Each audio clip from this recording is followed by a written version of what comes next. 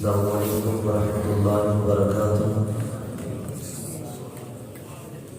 یا رب لک الحمد کما ينبغي لجلال وجهك وعظیم سلطانك، اشهد ان لا اله الا الله واشهد ان محمدا عبده ورسوله صلی اللہ علیہ وسلم، اما بعد اعوذ باللہ السمیع العلیم من الشیطان الرجیم من همزه ونفخه ونفثه، بسم اللہ الرحمن الرحیم۔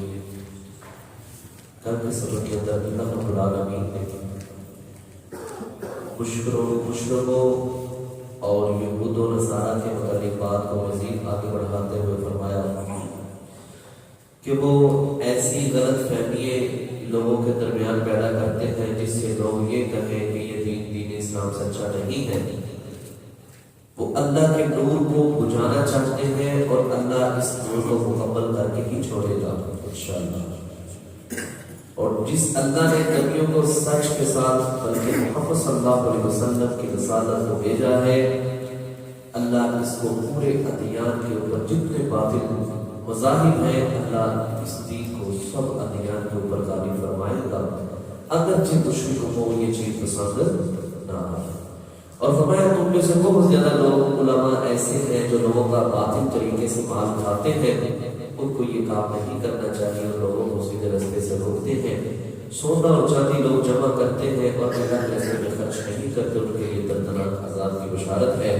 اور جس دن ان کو داغا جائے گا، اس مال کو تختیوں کی صورت میں ان کی پیشانیوں پر، ان کے پہنوں پر اور ان کی پشتوں پر اس کو لگایا جائے گا، اور اس وقت کہا جائے گا فذوقوا ما کنتم تکنزون، یہی تمہارا خزانہ ہے، اسی کے ساتھ اللہ تمہیں عذاب دینا چاہتا ہے۔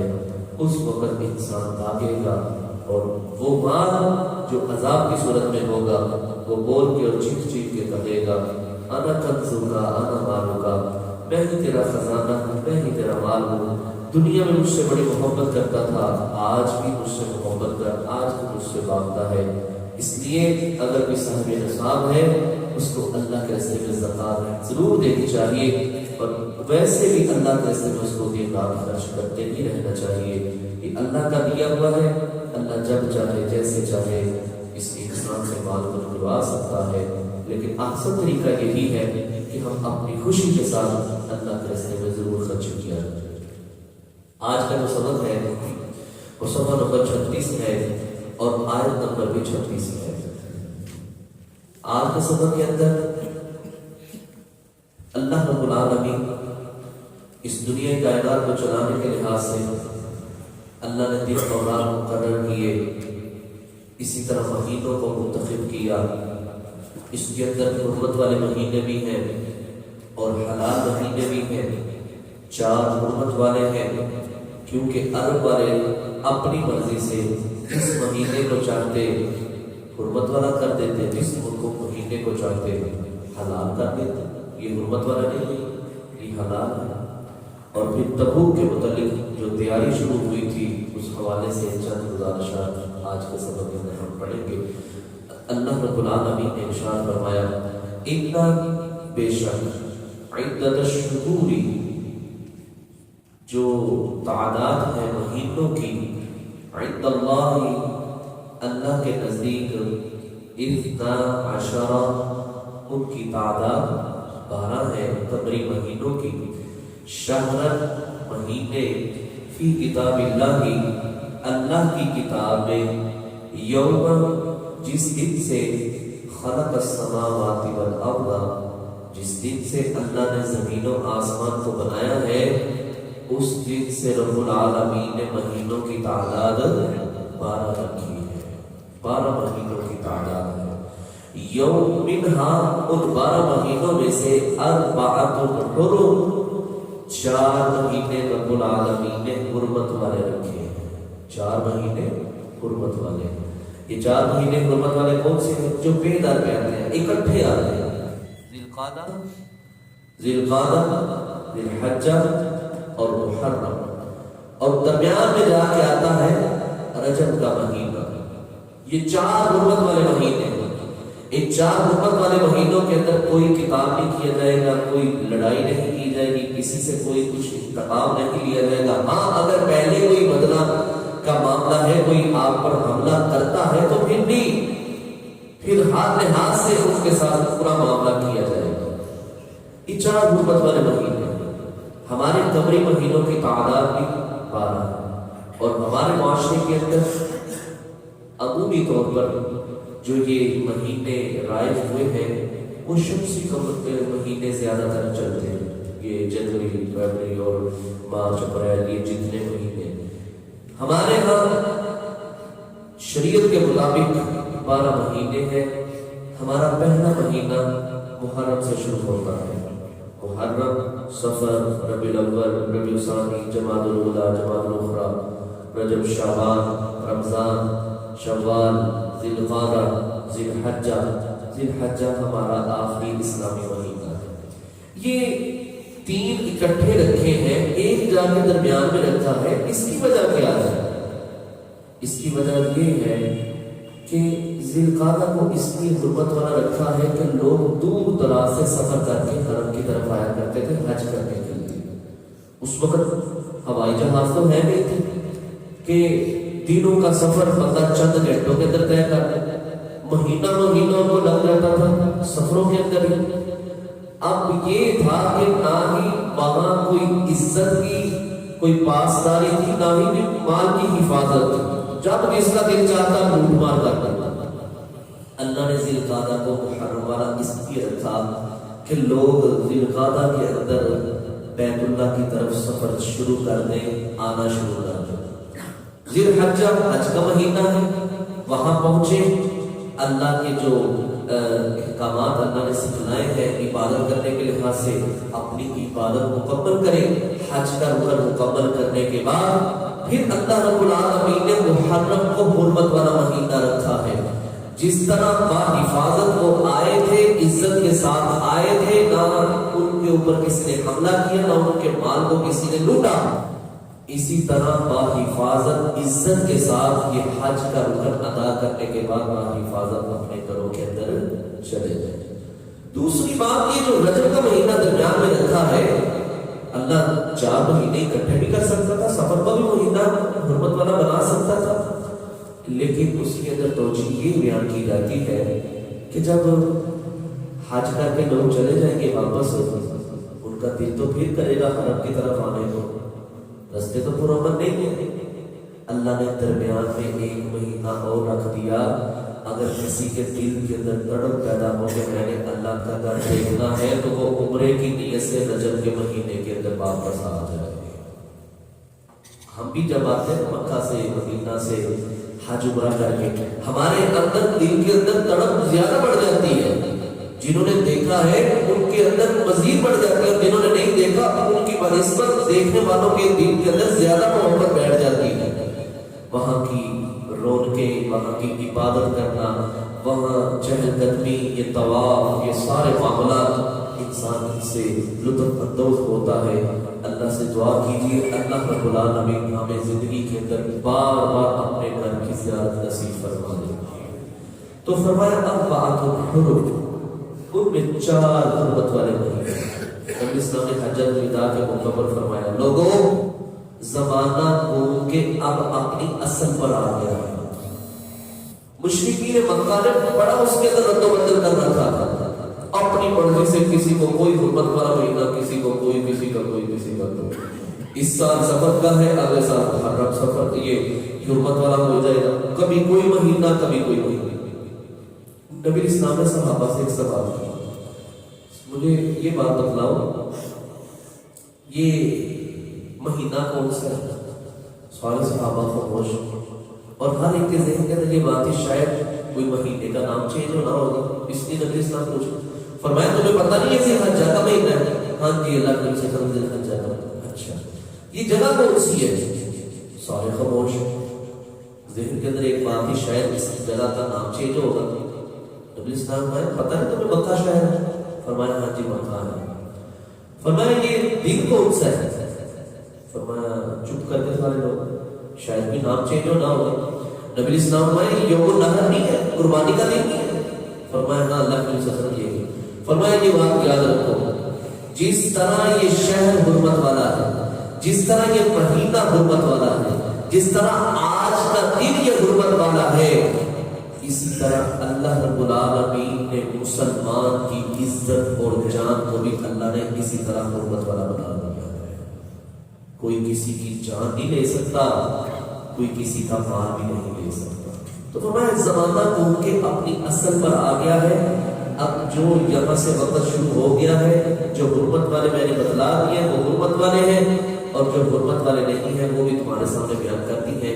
فرمایا ذالک الدین القیم، یہ سیدھا دین ہے، فلا تظلموا فیہن، بس تم ان ایام کے اندر بالخصوص حرمت والے مہینوں میں انفسکم، اپنی جانوں پر ظلم نہیں کرنا، یعنی ان ایام کے اندر بالخصوص تم نے گناہ کے قریب نہیں جانا۔ ویسے تو ہر مہینہ، ہر دن، ہر رات، ہر گھنٹہ، ہر سیکنڈ اللہ کا ہے، ہر وقت اللہ نے منع کیا ہے برائی سے، بے حیائی کے کاموں سے، برے کاموں سے، لیکن اللہ کہتا ہے ان حرمت والے مہینوں کی بھی تمہارے دل کے اندر کوئی قدر ہونی چاہیے۔ وقاتلوا المشرکین، اور لڑو کافروں سے، کافۃ، جس طرح وہ اکٹھے ہو کے آئے ہیں، کما یقاتلونکم کافہ، تم بھی ان کے ساتھ اسی طرح اکٹھے ہو کے لڑو جس طرح وہ تمہارے ساتھ اکٹھے لڑتے ہیں۔ پیچھے نہیں ہٹنا، اکٹھے ہو کے نکلو، کوئی مستری نہ دکھائے، کوئی پیچھے نہ ہٹے، بلکہ ان کے ساتھ مقابلہ کرنا ہے۔ وَاعْلَمُوا، اور جان لو، أَنَّ اللَّهَ، بے شک اللہ، مع المتقین، نیک لوگوں کے ساتھ ہے، متقی لوگوں کے ساتھ ہے، پرہیزگار لوگوں کے ساتھ ہے۔ اگر تم نے مہینوں کی حرمت کے اندر اپنی منمانی، اپنی مرضی کی، تو پھر اللہ رب العالمین تمہیں جانتا ہے۔ اگر تم نے اپنے دل کے اندر اللہ کا ڈر اور خوف رکھا، اللہ کو یہ سب کچھ معلوم ہے۔ آگے بھی جو بات آ رہی ہے وہ بھی اسی لحاظ سے آ رہی ہے کہ انہوں نے اپنی مرضی سے مہینوں کے اندر رد و بدل کر رکھی۔ مثال کے طور پر سفر کا مہینہ حرمت والا نہیں ہے، اگر کسی قبیلے نے دوسرے قبیلے کے اوپر چڑھائی کرنی ہوتی نا تو ایک بندہ اعلان کر دیتا تھا، اور لوگوں اس سال سفر کا مہینہ حرمت والا نہیں ہوگا، اگلا سال آتا تھا سفر کا مہینہ اس سال حرمت والا ہوگا، اپنی مرضی سے۔ اللہ دیکھے کیا کہتا ہے، انما النسیء، بے شک مہینوں کے اندر کمی کوتاہی کرنا، اضافہ کرنا یا کمی کرنا، زیادت، یہ زیادتی ہے، فی الکفر، کفر کے لحاظ سے، کفر میں یہ اس طرح نہیں تمہیں کرنا چاہیے۔ یضل، گمراہ ہوتے ہیں، بھی اس کے ساتھ، الذین، وہ لوگ، کفروا، جنہوں نے کفر کیا، یحلونہ، وہ حلال کرتے ہیں، عاما، ایک سال، ویحرمونہ، اور وہ حرام کرتے ہیں اس مہینے کو، عامن، دوسرے سال۔ ایک سال اس مہینے کو حلال کر دیا اور دوسرے سال اس مہینے کو حرام کر دیا۔ یہ کیا تم نے اپنی طرف سے نصاب نکال رکھا ہے؟ اللہ کہتے ہیں تم کون ہوتے ہو کسی مہینے کو حلال کرنے والے، کسی کو حرام کرنے والے؟ جیسے ربیع الاول کا مہینہ چڑھتا پھر آگے ترتیب اسی طرح چلتی۔ مین مسئلہ صرف انہی 4 مہینوں کے اندر ہوتا تھا، ذی القعدہ، ذی الحجہ، محرم اور صفر۔ ان 4 کے اندر یہ ڈنڈی مارا کرتے تھے۔ اللہ فرماتے ہیں یہ کام تمہارا ٹھیک نہیں ہے۔ فرمایا وہ بس ذہن کے اندر ایک بات رکھتے تھے، وہ ذہن کے اندر ان کی بات کیا تھی، لیواتیو عدۃ ما حرم اللہ، 4 اللہ کہتا ہے حرمت والے مہینے، وہ کہتے تھے جس طرح مرضی 4 کی گنتی پوری کر دو، ربیع الاول کو مہینے کو حرمت والا قرار دے دو، صفر کے مہینے کو حرمت والا قرار دے دو، یا شوال کے مہینے کو حرمت والا قرار دے دو۔ 4 مہینے حرمت والے گنتی کے اندر پورے کرنے ہیں، چاہے تم جو سا مرضی مہینہ منتخب کر لو، لیکن اللہ کہتے ہیں یہ نہیں، جو میری طرف سے حرمت والے ہیں وہی حرمت والے ہیں۔ فرمایا فَيُحِلُّ، وہ حلال کرتے ہیں، ما حرم اللہ، جن کو اللہ نے حرمت والا بنایا ہے، زُيِّنَ، مزین کر دی گئی ہے، لَهُمْ، ان کے لیے، سوء اعمالہم، ان کے لیے برے اعمال، واللہ، اور اللہ، لا یهدی القوم الکافرین، اللہ اللہ کافر قوم کو ہدایت نہیں دے گا۔ آگے آج کے سبق سے غزوہ تبوک کے متعلق بات شروع ہونے لگی ہے۔ اس کے اندر تقریباً 40 سے 42 میرا رب منافقین کی بری عادتوں کا بھی ذکر کرے گا۔ غزوہ تبوک 9 ہجری کے اندر پیش آیا اور یہ اتنا پر فتن معاملہ تھا۔ ایک طرف یہ فصل پکی ہوئی تھی، دوسری بات شدت کی گرمی تھی، تیسری بات سفر بڑا لمبا تھا۔ سفر بڑا لمبا، نبی اسلام جب بھی غزوے کے لیے نکلنا ہوتا تھا تو وہ بات رکھتے تھے، آج نکلتے ہیں، کل نکلتے ہیں، بس تیاری کر لو، جانا کہاں ہے ابھی کنفرم نہیں ہے۔ نبی اسلام راز کے اندر بات رکھتے تھے تاکہ ہماری جو بات ہے وہ کسی طریقے سے لیک ہو جائے اور پھر کافی قوم ہمارے لیے کھڑی ہو جائے بندے مقابلہ۔ نبی اسلام نے یہ پہلے ہی اعلان کر دیا تھا، بھائی جان ہم نے تبوک کے لیے نکلنا ہے، روٹیوں کے خلاف نکلنا، صلیبیوں کے خلاف نکلنا۔ وہ تعداد کے اندر بھی ہم سے زیادہ ہے، اسلحات کے لحاظ سے بھی ہم سے زیادہ ہے، سفر بھی بڑا لمبا ہے، اس لیے آج سے ہی تیاری کرنا شروع کر دو۔ جس کے پاس جو میسر ہوتا تھا وہ اس کو جمع کرتا جاتا تھا۔ عبد الرحمن بن عوف رضی اللہ عنہ نے اسلام میں تبوک کے لیے خرچ کرو، تبوک کے لیے خرچ کیا گیا۔ حضرت عبد الرحمن بن عوف رضی اللہ تعالیٰ نے خرچ کیا، حضرت عثمان غنی رضی اللہ تعالیٰ نے خرچ کیا، دیگر صحابہ نے بھی خرچ کیا۔ عبد الرحمن بن عوف رضی اللہ تعالیٰ نے بے تحاشا مال خرچ کیا، تو وہاں منافقین کی جماعت نے اپنے بچے گاڑ لیے تھے، جب کوئی زیادہ خرچ کرتا تو کہتے لو بھائی یہ دکھلاوے کے لیے خرچ کر رہا ہے، اگر کوئی تھوڑا سا لے کے آتا کہتے لو جی اس کے ساتھ رومیوں کا قتل ہوگا۔ ایک صحابی رسول ابو اکیل، ابو خیسمہ بھی نام آتا ہے حدیث کے اندر، وہ ایک چھوٹی سی مزدوری کرتے رہے، چند ساتھ کھجوریں، اور ایک حدیث کے اندر ہے 1 ساتھ کھجور نبی اسلام کے ہاتھ میں لا کے رکھی۔ اللہ نبی صلی اللہ علیہ وسلم کی یہ ساری محنت میری ہے، آپ علیہ السلام نے ان کھجوروں کو پکڑا اور جو مال تھا نبی اسلام نے ان کے اوپر اس کو سب کو بکھیر دیا، فرمایا اللہ نے تیرے اس صدقے کو قبول کر دیا، تو نے اتنے خلوص کے ساتھ نفاق کیا۔ بہرحال اس غزوے کو جیش الاسرہ بھی بولا جاتا ہے، تنگی کا لشکر، اور آپ حیران ہوں گے 15 دن کا یہ سفر تھا، 15 دن کا، اور سواری پتہ کتنی تھی؟ 30,000 کا لشکر تھا، 30,000 مجاہدین تھے، 30,000 صحابہ تھے، اور ایک سواری 18 لوگوں کے لیے تھی۔ اللہ، 18 بندوں کا گروہ ہے اور لشکر ہے، یعنی قافلہ بنا دیا نبی اسلام نے، لو بھائی یہ ایک سواری ہے، تم 18 بندوں نے تقسیم کر کے بیٹھنا ہے، 1 گھنٹہ ایک بیٹھ جائے، دوسرے گھنٹے دوسرا بیٹھ جائے، تیسرے گھنٹے تیسرا بیٹھ جائے، 18 گھنٹے بعد پہلے بندے کی دوبارہ باری آئے گی۔ اللہ، وہ صحابہ فرماتے ہیں ہمیں کھانے کے لیے آدھی کھجور ملتی تھی، ہم پتے کھا کے گزارا کرتے تھے، پانی ختم ہو گیا ہم اونٹوں کو نہر کرتے اور اونٹوں کی اوجڑی کو نچوڑ کے ہم اس کے ساتھ اپنے حلق کو تر کیا کرتے تھے۔ اللہ، اتنی تنگی کے ساتھ ہم نے اس سفر کو جاری کیا تھا، اور یہ سفر کرتے کرتے ہمارے پاؤں پھٹ گئے تھے، خون جاری ہو گیا تھا، اور نبی السلام نے فرمایا رستے کے اندر قوم سمود کی بھی بستیاں آ رہی ہیں، ان بستیوں کے اندر نہ جانا، اگر کوئی ان کے اندر چلا گیا تو اس کی ہلاکت ہو جائے گی، جو عذاب ان کے اوپر نازل ہوا تھا وہی عذاب ہمارے اوپر نازل ہوا۔ اور کھانے کی یہ تنگی دیکھ کے نبی اسلام نے فرمایا اونٹ ذبح کر دو، اونٹ نہر کر دو۔ حضرت عمر بن خطاب رضی اللہ تعالیٰ دیکھ رہے 2-3 دن کہ اونٹ نہر ہو رہا ہے، ایک اونٹ 30,000 کا لشکر، ایک اونٹ کیا کام کرتے ہیں؟ 10-15 اونٹ نہر ہوں گے تو پھر جا کے کوئی کام بنے گا، اور سارے ہیں بھی بھوکے.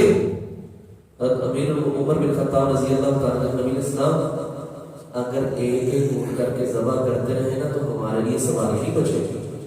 اور میں کیا کہتے ہوں تو مشورہ دوں. نبی صلی اللہ علیہ وسلم ان کے بعد جو کچھ ہے نا سب کچھ منگوا دیا. بڑا دسترخوان لگایا, جو کچھ ہے نا بھائی, پنیر ہے, گندم کی روٹی ہے, جو کی روٹی ہے, کھجور ہے, جو کچھ بھی ہے سارا لے آؤ. سارا لے آئے. نبی اسلام نے فرمایا اللہ یہ تیرے بندے نکلے ہیں, اللہ ان کے رزق کے اندر برکتیں عطا فرما. پھر نبی اسلام نے فرمایا اپنا اپنا توشہ دار پکڑو اور اس مال کو اپنے پاس رکھ لو, اللہ رب العالمین نے اس رزق کے اندر برکتیں عطا فرما. پھر صحابہ نے شکایت کے اندر نبی صلی اللہ علیہ وسلم پانی کی. نبی صلی اللہ علیہ وسلم آگے چشمہ آ رہا ہے, صبح ہم نے وہاں تک پہنچ جانا ہے, کوئی بندہ بھی جا کے وہاں چشمے کو ہاتھ نہ لگائے پانی کا. لیکن دو بندوں نے جلد بازی کی, وہ پہلے پہنچ گئے. تو نبی اسلام نے فرمایا ہاں جی تم نے ہاتھ تو نہیں لگایا؟ فرمایا ہاں ہم نے ہاتھ لگایا, تھوڑا تھوڑا پانی آ رہا, چند قطرے. نبی اسلام میں نے تمہیں سمجھایا تھا, ڈانٹا نبی اسلام نے خوب, میں نے تمہیں منع کیا تھا. نبی اسلام نے وہاں سے 2-3 چلو, ایک جو بند چشمہ پڑا تھا خالی جگہ پڑی تھی, نبی اسلام نے وہاں ڈالے. فرمایا جتنا پانی پڑھ سکتے ہو پڑھ لو. 30,000 مجاہد نے پانی بھی پیا, سواریوں نے بھی پانی پیا اور پانی ساتھ بھی لیا, لیکن پانی ختم نہیں ہوا. میرے بھائی بڑا ہی یہ مشکل لشکر تیار ہوا اور بڑی ہی مشکلات کا سامنا کرنا پڑا. اس لحاظ سے اللہ رب العالمین فرماتے ہیں یا ایھا الذین آمنوا, اے لوگوں ما لکم کیا ہے تمہیں, اذا قیل لکم جب کہا جاتا ہے تم سے, انفروا نکلو, فی سبیل اللہ اللہ کے راستے میں جہاد کے لیے, اثاقلتم تو تم بوجھل ہو جاتے ہو, تم گر جاتے ہو, تم کہتے ہو میرا فلاں معاملہ, الی الارض زمین کی طرف, اراضی تم کیا تم نے پسند کر دیا ہے بالحیات دنیا دنیا کی زندگی کو, من الآخرت آخرت کے مقابلے میں, اور دنیا کی زندگی کی وجہ سے تم نہیں نکل رہے, پھل پکا ہوا ہے, فصلیں تیار ہیں, اس وجہ سے نہیں نکل رہے. فمتاع الحیات الدنیا فی الآخرۃ الا قلیل, لوگوں یہ بات یاد رکھو دنیا کی زندگی آخرت کے بدلے میں بالکل تھوڑی سی ہے. اور نبی اسلام نے اس کی مثال بھی دی ہے, فرمایا سمندر کے اندر اپنی انگلی کو ڈالو اور پانی سے اس انگلی کو باہر نکالو, جتنا پانی اس انگلی کو لگا ہے یہ دنیا ہے, اور بقیہ جو سمندر ہے وہ آخرت ہے. اللہ ہمیں بھی آخرت کی کوشش کرنے کی توفیق عطا فرمائے. آخری بات الا تنفروا, یہ بات یاد رکھو, اگر تم نہ نکلے یعذبکم عذابا الیما, پھر اللہ تمہیں دردناک عذاب میں مبتلا کرے گا. وَيَسْتَبْدِلْ قَوْمًا غَيْرَهُمْ, اور اللہ پھر بدل دے گا کسی اور قوم کے ساتھ تمہیں. وَلَا تَضُرُّوهُ شَيْئًا, اور تم پھر اللہ کا کچھ بھی نقصان نہیں کر سکتے. وَاللَّهُ, اور اللہ عَلَى كُلِّ شَيْءٍ قَدِيرٌ, اللہ ہر چیز کے اوپر قدرت رکھنے والا ہے. یہ تھا میرے بھائی آج کا سبق, جس کے اندر اللہ رب العالمین نے غزوہ تبوک کے متعلق اور 12 محرم کے متعلق بات کی ہے. مزید اس جہاد کے متعلق انشاءاللہ اگلے اسباق کے اندر آئے گا کہ منافقین نے کیا کیا بہانے بنائے اور مسلمانوں کو اللہ نے کس طرح فتح نصیب فرمائی.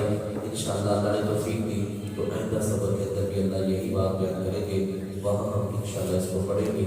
اللہ سے دعا کیجیے اللہ رب العالمین ہم سب کو جہاد کے ساتھ, جہاد کرنے والوں کے ساتھ اللہ ہم سب کو محبت کرنے کی توفیق عطا فرمائے. سبحانک اللہم و بحمدک, اشہد ان لا الہ الا انت, استغفرک